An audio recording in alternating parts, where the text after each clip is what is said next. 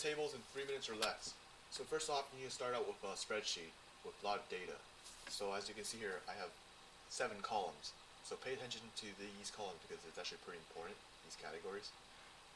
Alright, so from here you have to navigate to Insert, Pivot Table. It's up here in the ribbon interface. Click on that and it's going to ask where the range is. So since there's only one table here, it is actually by default it will know that it's this table here, table 1, and it's also going to ask where you want the pivot table to be located.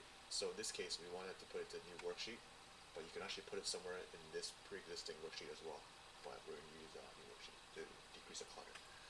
So here we go. Now we have another spreadsheet here, another worksheet within Excel. That is where the pivot table is. As you can see here, this is actually the interface for the pivot table. Without further ado, I'm going to start putting pivot table together. So I'm going to pull down rep and put under rows, revenue to values. As you can see here, this summarizes all the sum of revenue for each of these sales rep.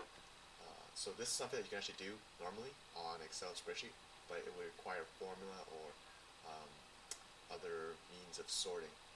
But this just makes it a little simpler. And then if I add in more things here, such as units, this is well, that's not that useful. But if I were to put in flavor of the ice cream, you can actually break it down into the flavors. So again, this makes it pretty awesome.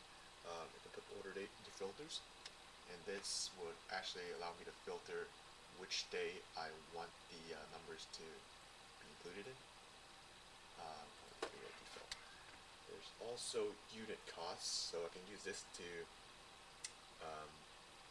that's pretty pointless, but if I put it over here, I can further break it down. Well, the flavor and the unit cost is the same idea, because it's the same thing. But say if I put it